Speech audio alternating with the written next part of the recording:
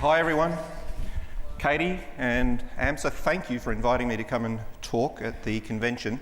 It's actually quite a special opportunity to, talk a little bit about a specialty in medicine that you guys may not have really thought much about. Having said that, I hate talking about myself, but I've been asked to sort of talk a bit about how I got into this role that I'm currently undertaking, and a little bit about what it means and what you can achieve in that specialty. So it is a special opportunity, and I hope that you learn a little bit about an increasingly important specialty, I think, as you will see. So my plan is to really give you a bit of a background about where I've come from in my career. How on earth did I end up in this specialty that you probably didn't really think much about, aerospace medicine? What pursued me to do that, and I think just trying to define it a little bit for you. So, what does it actually mean? Is it the same as occupational medicine, for example? Well, I think there are competencies in our field of work which are very different. It certainly calls on some of that expertise, but it is different. And I want to have a look at some of the opportunities and challenges of the specialty, and certainly the opportunities going forward. There's been some really amazing things happening just recently in the way, for example, Australia is getting involved in space, and some of the ways that our specialty can contribute to clinical practice in a number of different ways, which you might find useful. Over my career, and it's been 30 years, and I've got to say, a lot of the things that Ahmed said struck a real chord with me, because I remember it's 30 years. I went to my 30-year Sydney University reunion a few weeks ago. I felt very old, but it was great catching up with colleagues. But over that time, the number of times I've been asked, so what sort of doctor are you then? And, when you say, I work in aerospace medicine, I'm a specialist in aerospace medicine, you get various responses like, never really heard of that. That must be such a narrow field. So you aren't a real doctor then? But really, and just the general public too, they really don't stop to think about people working in a specialty that tries to keep them safe, for example, every time they fly on an airline. So there's a real, embarrassment, I guess, that goes along with that, trying to explain who you are. And, at the moment, as you'll see as we go through, aerospace medicine isn't recognised as a specialty under the AMC in this country, whereas overseas it is a board certified specialty, for example, in the US. So what got me into it? Well, I guess the first thing to say to you guys is whatever career that you pursue in medicine, you've got to love what you do and you've got to follow your passion. And it really didn't take me too long to realise that I was kind of into flying. Just as a bit of a straw poll, how many people here think flying's really cool and like flying? All right, hands down. How many people here have considered learning to fly? Ooh, that's quite a few. That must be that part of the doctor's brain that says, this is my learning to fly bit of brain. What about actually getting a pilot's license? How many people have done that? All right, so a fair few were than that. Well, that's what got me involved in this. I was passionate from a very early age in aviation and space. I remember sitting as a 4-year-old in front of the Apollo 11 mission on television and making plastic models of aircraft from when I was yay big. So I think being able to combine something you love with something that actually earns a living is really advantageous. So it didn't take me long to go from that in an emergency department to a slightly more exciting way to spend my time.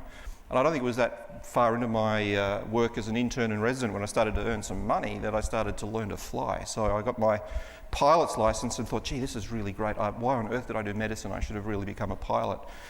But that really did sort of fall in a heap when I realised, you really can't make as good a living as a pilot, and there were a whole bunch of problems in the aviation industry back then in the late 80s. So I realised, it's probably better to stick with medicine. So I did, though, realise that you could train in aerospace medicine. So I started off by doing a qualification which still exists at Monash University, the Australian Certificate of Civil Aviation Medicine, which is 2 weeks. So if you want to practice as an aviation medical examiner, even as a GP, that's the sort of course that you need to do. But I went on from that and I did a further postgraduate course as a diploma in aviation medicine. The one I did was through the University of Otago in New Zealand. The more common one that's done, particularly with our military docs, is the one that's run through King's College in London. And then more recently, we've stood up a College of Aerospace Medicine in Australia, and I've been sort of grandfathered into that because of the length of time I've been in the specialty. So there's stuff that you do for love, there's stuff that you do for passion, but you obviously have to do stuff to earn a living. So, I've done a bunch of stuff in aerospace medicine now over the last 20 to 25 years, which is purely voluntary, but it actually means that our profession our specialty gets advanced. So I've been on the our society board, the Australasian Society of Aerospace Medicine, for 22 years. I was the president of that society. I'm currently the secretary. I've done a whole bunch of organising these things, conferences and conventions for our specialty. And I helped set up the college. So we've got the Australasian College of Aerospace Medicine now. My current role, and things that keep me really busy with our society, is I'm chairing our Space Life Sciences Committee, and I've been very involved in the last 12 months in a lot of meetings and a lot of input into the new space agency, which has actually just commenced operations on 1 July. So that's very exciting news for us. For money, I've been paid as a consultant for the RAF for quite some time, about the same time actually, 1996. Started working for the Royal Australian Air Force Institute of Aviation Medicine. I've done some work for the Civil Aviation Safety Authority in the civilian role as a designated aviation medical examiner. So there's a number of things I've done there, being able to combine stuff that helps the profession, but also obviously stuff that I've done to earn a living. My role at the Institute of Aviation Medicine, which is an Air Force institute in Adelaide at the RAF base at Edinburgh, it does a whole bunch of different things. It's a tri-service, multidisciplinary specialty unit. My main role is teaching, so I teach all the military doctors that come through about aerospace medicine. But we do a lot of the aeromedical fitness determinations for military aircrew. We do a lot of research, policy making, clinical advice for doctors all around defence and even in the civilian world sometimes. And the whole aim of that is to make sure that our military pilots are safe. So it's all about human performance and safety in very high performance machines and making sure that they can do their job effectively. In a civilian role with the Civil Aviation Safety Authority, CASA, is the regulatory authority that looks after aviation safety in Australia, and there is an aviation medicine section within CASA, and that's staffed by about 4 to 5 doctors. So they look at the fitness of civilian pilots. They set standards for that. They look at the oversight of the medical examiners in the community that do pilot medicals, and many of you, some of you, even many of you may end up doing that in various specialties or general practice clinics that you work in.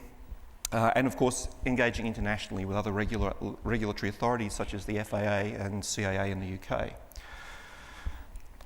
There's a lot of fun in this job, I've got to say, but I think that while you have fun doing your job, for me at least, part of that is actually walking for a while in your patient's shoes. And I think that's true of any medical specialty. In whatever field of medicine you end up getting into, the most important thing you need to do is understand the environment of your patient. For me, that means understanding what it's like to sit on the flight deck of a 737. It means understanding what it's like to fly in an F-18 Super Hornet, or indeed to wear a spacesuit and do geology on Mars. Whatever it happens to be, they're the sort of things it's really important to appreciate, because you can't make clinical decisions unless you understand that. And that's really a basic premise of occupational medicine generally. Know what your patient does. And this is the bit I hate. I mean, talking about myself, but if you do that, if you are passionate about it and you get involved, then that brings its own rewards, and you will end up achieving perhaps a career that you would hope for and get rewarded appropriately. I think the point of this slide mainly is to point out what an international specialty aerospace medicine is, and I've been fortunate, blessed enough to become a fellow of a number of different organisations around the world, from the Aerospace Medical Association in the United States, the Royal Aeronautical Society in Britain, and the International Academy is originally a French organisation, but it really is an international institution of specialists in our field. So with all of that, and indeed I've been recognised here in Australia for the work that I've done over the years. So when you're passionate about something, it really is important to, or it's motivating, I guess, to get that recognition. But why aerospace medicine? What is it about this that I found so exciting? Well, I think for a start, it's kind of sexy. I mean, aeroplanes I think are sexy, but it's more about, I think, using aerospace medicine, and I'm quite passionate about education. I think it's using a very interesting field that can teach you about physiology, that can teach you about clinical medicine. I'm working a lot with the University of Adelaide at the moment, trying to get some aerospace medicine into the physiology training that they do, because it's a great way to teach some of the basic principles of physiology. But it's a very niche field. So in some ways you could say it's narrow, but it encompasses pretty much every clinical specialty that you can think of, but applied to people in a highly specialised role. But we're very lucky in that, unlike the local ward and the acute hospitals that you might see here, we have very healthy, motivated patients. In fact, so motivated, in fact, they will often conceal clinical problems so that they can keep doing what they're doing. But the physiology that we know and we practice is very applied. It's about applying physiology to keep people safe and keep people alive and develop life support systems in very high performance aircraft to ensure their safety. In that sense, it's multidisciplinary. We are involved in not only medicine, in physiology, clinical medicine, we're involved in biomedical engineering, human factors, psychology, pathology. There's a number of different specialties that are involved, and we call upon a number of different clinical specialties such as cardiology, neurology, psychiatry to help assess the patients that we deal with on a routine basis. But the bottom line is it's a safety-focused profession, and I think that from my perspective that's really important, trying to do something for the betterment of the community, making sure that when they travel, when they fly, when our aircrew fly, that they are safe and protected. I also love the fact that it is an international specialty and very collegiate. It's quite small in Australia, so pretty much everybody working in my field knows everybody else. Very collegiate, and the conferences we go to are a lot of fun as a result of that. And I say with a bit of tongue-in-cheek, but potentially the future of humanity depends upon us in some ways, if you want to think of us as a multi-planet species. But over the years, we have gone along with the adventure of powered flight. Well, even since the early days of ballooning, aerospace medicine and doctors have been involved in trying to keep people healthy at altitude. From the early days of powered flight in 1903, aerospace medicine doctors have been involved in working out the problems of flight, developing techniques to keep people alive as aircraft have flown faster and higher and further. And even today, that's becoming increasingly more important with our future push into deep space, which we're doing again now. So if we want to become a multi-planet species and survive as a species, guess what? Aerospace medicine is going to be there helping out. In terms of what is it, there's a whole bunch of pictures on that slide there, everything from civil commercial aviation to space flight to military aviation to even adventurers such as Felix Baumgartner there on the bottom left, who made that record-breaking parachute jump from 128,000 feet, you remember that? In 2012, needed a spacesuit to do it, but survived and broke a lot of records. So what we're really doing is looking at the health, safety and performance of people who fly in the air and in space. And it's kind of different from normal medicine. I say normal medicine, but it's different, I guess, from the traditional clinical medical practice you may be used to. In traditional medicine, you've got patients with normal physiology in a fairly normal sea level, 1G, normoxic environment. However, when you fly, it's more about normal physiology of the crew or the people on the aircraft working in a very abnormal, challenging environment. So it's that bit that we get involved in trying to come up with strategies to keep people alive. If we're talking about aviation, it's these sort of challenges. As you get higher, the atmospheric pressure decreases. Oxygen, therefore, oxygen partial pressure decreases. Hypoxia becomes a real risk. Temperature extremes, particularly cold. The forces of acceleration on the bodies of those fighter pilots, those fighter aircraft there that you see, the pilots that fly those aircraft can pull 7.5 times normal gravity, which means they weigh 7.5 times what they would normally weigh sitting in this theatre right now. Sensory information is degraded. The risk of disorientation when flying is extreme. Isolation from medical care, but isolation generally in terms of being alone up there is psychologically interesting. And of course then you've got the long duration travel, the multiple time zones that our aircrew cross. In terms of the space environment, of course, slightly different challenges. Some are similar, some are different. Microgravity is the big difference, the big one, which we have yet to really solve. But radiation, the absence of an atmosphere in a vacuum, again, acceleration forces on launch and re-entry. The isolation, can you imagine a 3-year mission to Mars? 7 months getting there, 18 months on the surface, 7 months getting back in a tin can with 5 other people. The psychological aspect of that is really interesting of itself. And then, of course, developing the life support systems and mechanisms that allow that all to happen. There are lots of opportunities in the specialty going forward. We know that the aviation industry is growing almost exponentially. If you have a look at Airbus data in the next 15 years or so, that the number of passenger miles is pretty much going to double, passenger kilometres in fact in that slide. In fact, IATA and Qantas have put out some data just this week that there's going to be a 7% increase in passengers travelling even just this year in 2018, 4.3 billion passengers travelling around the world. And a lot of that increase is in the Asia Pacific, which means thousands of more pilots are going to be required, which means aeromedical support for the industry is going to only increase over time. The specialty training program is an opportunity. The Australasian College of Aerospace Medicine has a 4-year training program, mentored. It's very similar to the occupational medicine training program, but requires some clinical experience over the first few years of your careers, followed by some postgraduate work in a diploma of aviation medicine, and then a mentored training program towards a fellowship of aerospace medicine. This is very interesting to the military at the moment, and they're trying to retain doctors within the military who can specialise in aerospace medicine and make that their primary career as a military doctor. To that end, there are military registrars, but there have just been created in the last 12 months registrar training positions at the airline. So Qantas and Virgin both have registrar positions. The regulator, CASA, has a registrar position. It is my fervent hope going forward that we can increase those registrar positions within the Space Agency and potentially within the Australian Transport Safety Bureau in accident investigation.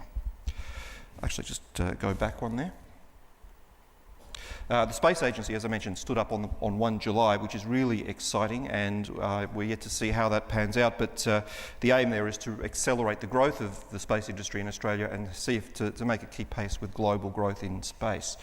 We have plans to go deep into space. NASA is currently looking at missions to the lunar orbit region of our sort of Moon-Earth system, but we're also looking at missions beyond that to Mars, probably in the next 15 to 20 years. The other big thing, of course, is commercial space tourism. Virgin Galactic is still on track. Blue Origin is another company looking at commercial space operations. And whilst that is fair-paying merry-go-round rides at the moment, I guarantee you within the next sort of 20 to 30 years that fun ride that people pay probably $200,000 for a ticket for, that's going to turn into purposeful travel. In the early days of fixed-wing aviation, we started with barnstormers coming out of the First World War as pilots not knowing what to do, so they flew people around for giggles. People would pay money, they'd go for a barnstorm ride, they'd land, and it wasn't too long before those fun rides turned into purposeful point-to-point transport. So at the moment, the opportunity that exists will be point-to-point transport, suborbital or hypersonic, which is on the cards as well. The challenges that our specialty face are many. We tend to wear two hats in that we have a clinical role, that's true, and as doctors we always put the clinical hat on first. We are patient advocates, but in aerospace medicine often there is a regulatory role to be considered. You have to take a step back from being a clinical doctor and say, right, I'm not treating you right now, I'm assessing you for your safety to do a particular role. We also have the problem of pilots being very motivated, being very healthy, but if they do get a problem, most pilots, in fact astronauts too, they don't tell you. They want to keep flying and they're fearful of being grounded, so that is the reverse malingering that you might not see so much in other general occupational medicine. We have a problem of being too risk averse, of course, grounding everybody that can't fly because of a medical problem. We'd have no pilots. So what we have to do a lot of is risk management. So we don't ground people, we look at how we can, in an evidence-based way, get people flying safely, managing the risk. And there's been a bit of an issue with that in the regulatory space just lately with our Civil Aviation Safety Authority winding back some of the regulatory aspects of civil aviation and loosening off some of the requirements for medical standards, which is an ongoing discussion between the doctors and CASA. Perth now, London, 17 hours, you all know that flight, the 787. Qantas is doing direct flights. The flight durations that we are flying are getting longer and longer. We have to be able to mitigate that risk not only for the flight crew but for the passengers. So Qantas has been looking really intently at how they manage the environment to make that happen. We've got mental health issues of concern. You may be aware of the Germanwings disaster in Europe some years ago, which was the result of one of the pilots having some mental health concerns and deliberately crashing an aircraft, which raised a whole bunch of privacy concerns about release of information as well. But those concerns are ongoing. How do you assess the mental health of these pilots doing their job? And it harks back to what Ahmed was saying earlier about even the mental health of doctors. In the military context, new aircraft coming online, the F-35 Lightning you see pictured there is the new generation fighter aircraft the Air Force will be getting, and that brings with it a bunch of physiological and human factors challenges. So there are many challenges that we face and we will face over the next few years, and one of those in fact is our college seeking AMC recognition as its own specialty. So can we inform clinical practice? I think we can. From an aviation perspective, the risk management principles I've talked to you about I think can be used to manage risk in clinical practice. So there are lots to be learned, lots of crossover there. We can, I think, learn a lot in the way that aviation investigates incidents and accidents in a no-blame culture in how we do that in medicine. Because at the moment I think in medicine it's very much about you're at fault, it's about litigation. In aviation, that's not the case. It's a no-blame, safety-focused culture. We can learn a lot in medicine from simulation. We've done simulation in aviation since the early days of powered flight. But of course in medicine now increasingly we're using simulations to train emergency procedures, to train emergency management techniques. SimMan, for example, is an automated system to do that kind of training. Fatigue management. Ahmed was talking about fatigue. Tired doctors do not make good doctors, nor do tired pilots make good pilots. And I think there's a lot to be learned in medicine from the crew duty limits, for example, that are applied to aircrew across the world so that they don't fly when they are excessively tired. Public health is important. Disease transmission. As global aviation increases, the risk of disease transmission globally, of course, increases. We're becoming a smaller planet, not just in terms of getting from A to B, but in the way that we can transmit infections across the world. Passenger safety on aircraft. I mentioned the long-haul flying, but other aspects of safety and crashworthiness and in making sure that our ill patients are fit to fly. How many of you, if you were confronted with a patient in front of you that said, "Doc, with my heart disease, with my diabetes, on these medications, can I fly that 17-hour flight from Perth to London?" Making sure that they're safe to do that. Dealing with in-flight medical emergencies. I had that opportunity just last year. I got called twice on the same flight to manage Has anybody been called to manage something in flight as a medical student? Usually I'd say, is there a doctor on the plane? If there's not a doctor, you might get called as well, but twice on the same route from Melbourne to London it was. And we need to advise on how best to manage those sort of problems. And then, of course, aeromedical retrieval is a whole specialty unto itself. In terms of space medicine, these are all the issues that we can learn from the research that's going on to keep astronauts safe in space and mitigate the effects of microgravity. We could learn from that. We can learn how to deal better with osteoporosis and muscular disorders from the muscle atrophy that astronauts experience. In terms of managing the vestibular problems that occur in space in microgravity, managing vestibular problems on Earth, protecting from radiation, developing pharmaceuticals. There are some molecules you can only make in microgravity, and this is a great laboratory for developing novel pharmaceuticals. Monitoring astronauts physiologically, biomedically, can translate into the miniaturization and monitoring and other techniques that we can use on Earth to manage patients in intensive care units or in neonatal intensive care units, and the way that we analyse that data. We can utilise telemedicine and robotic techniques learned in space. A lot of telemedicine, or a lot of robotics and robotic surgery is calling upon techniques that have been developed over the years for the use of robotic arms in space, for example, on the International Space Station. And rural and remote care. It doesn't get more remote than Mars. If we're going to deal with astronauts on Mars, it's a 20-minute turnaround time to get a message from Mars to Earth and another 20 minutes to get another message back. That's as remote as it gets. But I think we can learn a lot about how to manage rural and remote communities here on Earth by how we develop techniques to do that for our astronauts. If you're really interested in getting involved in aerospace medicine, the professional bodies in our country, I think I've mentioned the College of Aerospace Medicine, there's the website. The Australasian Society of Aerospace Medicine has a conference coming up in Alice Springs in a couple of months, and that's the website there. And the Aerospace Medical Association is the largest organisation in the world. That's the American organisation, and they have a conference in the US in May each year, and that usually is attended by about 2,000 to 2,500 doctors from all around the world. For you guys, if you're contemplating career paths, I think going forward there will be increasing opportunities within the regulator, within Qantas, who currently employ 2 doctors. Virgin Australia employs medical officers, but the military is probably the most common place where you'll find people working in this specialty, and that's really the most intense place, I guess, to do it, because the challenges, the physiology is just that much more interesting and challenging.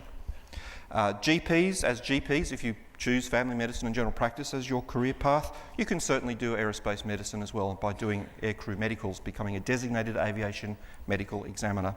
And indeed any other specialty, from cardiology to neurology to even to psychiatry. We need all those specialties in aerospace medicine to help with opinions, and you can do that plus have a special interest in aviation on the side.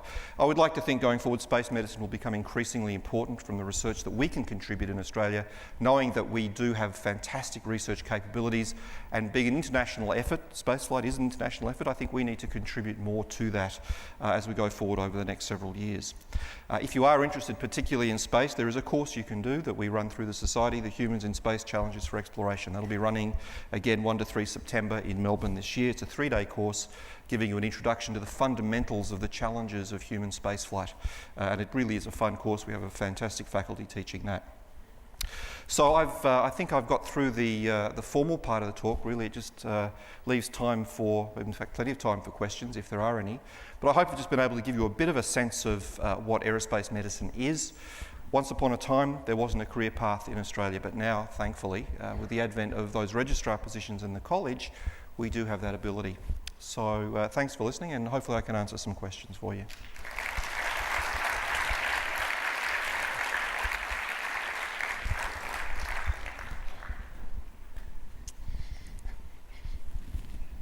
Okay, thank you so much, Gordon, for joining us all the way from Adelaide to tell us more about aerospace medicine. I think I can speak for everyone here, as you said at the start, that it's not something we get to hear about in medical school, so it was really nice to have the opportunity today to hear more about it. We're going to take a couple of questions, guys, so if anyone in the audience has a question, pop up your hand and we can bring a cube to you. Oh, there's one at the back there. I'm waiting for a cube. All right. So I guess my question is, Elon Musk's company SpaceX has a bit of an ambitious goal to get a team to Mars by 2022. Yep. Given that it's only 4 years away, how likely do you think that is of happening and happening safely? Yes, that's the big question. I think Elon's technology and ambition potentially is outstripping our ability to keep people safe at this point. The three big problems we need to solve before we go to space safely: microgravity, radiation, and the isolation and psychology issue. We really don't have a good handle on all of that at the moment, but obviously research is ongoing. The fact that he wants to go that quickly, I don't think we're going to have the answers in that time. One is assuming and hoping that they are return missions. I do know that there are other companies around the world. I think it was Mars One was the company, you might have heard of them, doing a big recruiting push all around the world. They had about 200,000 people apply for a no-return trip to Mars. I find that really quite extraordinary, but they narrowed that down to a sort of a smaller field of candidates, but they've gone quiet. I don't know whether they're still planning to do that. If you don't want to do it safely, send people on a no-return mission. If you want to do it safely, most of the space agencies around the world are looking at return missions. So ESA, NASA, JAXA, Roscosmos, they're all planning to get people there and get them back safe. The question is, though, even if you get them there safe and get them back, I've heard a trip to Mars described as a 3-year radiation shower, and the implications of that going forward in terms of risk to health of the astronauts, cancer risk, reproductive risk, and so on, we don't have a good handle on that. We haven't sent people to space for that long. The longest we've sent people to space is sort of just over 12 months. There's a Russian that currently holds the record. The record holding American is Scott Kelly, just over 12 months. That was a twin study, he and his brother. His brother stayed on Earth, Scott went to space. The fact is that longer than that, we just don't have any experience. And those missions were low Earth orbit, where the radiation is entirely different to deep space when you go to Mars, because you're within the protection of the Earth's magnetic field in low Earth orbit. International Space Station's only 400 kilometres up. We're talking about going tens of millions, hundreds of millions of kilometres. That's very different. Hopefully that answers your question. Any more questions from the audience? Oh yeah, so just you briefly spoke about infections on the plane. How often do they happen? So for example, if there's like a flu breakout and stuff like that. Yeah, if you talk about cabin air quality, that's always an old chestnut and a vexed question. People get really quite concerned about cabin air quality and getting sick on aeroplanes. To be honest, the cabin air quality on modern aircraft is actually really good. You're much more likely to get sick sitting in a cinema next to somebody with a cold, watching a Star Wars movie. On a plane, you've got high efficiency filters that filter the air, and the particulates are taken out. Most of the chemicals that exist are in such low concentrations as to theoretically not cause any problems. And the newer aircraft types are now using pressurization systems that are even safer still. The aircraft that you generally fly on here in Australia, 737 and 767 and so on, they're pressurised through the bleed air from the engines, and there is possible contamination from that.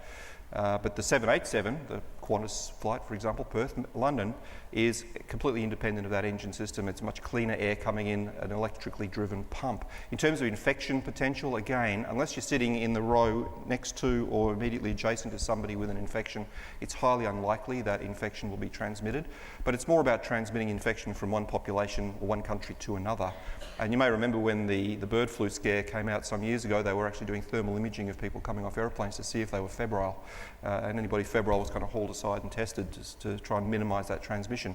But as global aviation increases and population or passenger numbers increase, I think we have to be increasingly aware of that potential for transmission of different viruses and other agents internationally. Oh yeah, so like in those cases of breakouts, you could say the diseases flew from one country to another. That's very funny. And I thought I was bad with dad jokes. That's really bad. End of the day as well, that's pretty impressive. We'll just finish up with one quick question from the app. So Dr. Cable, you said that you got into aerospace medicine because of your love for flying. Do you still have the opportunity to fly much now? No, I tell you what, flying, if you really want to know, is a very expensive hobby.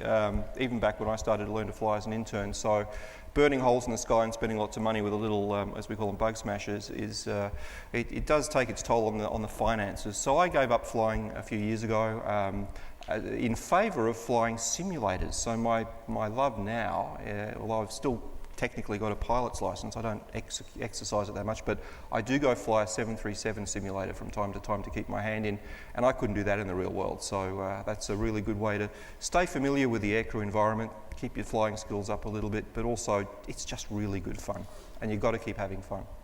Absolutely. Guys, can you please give Gordon Cable another big round of applause for joining us today? Thanks very much, Kate.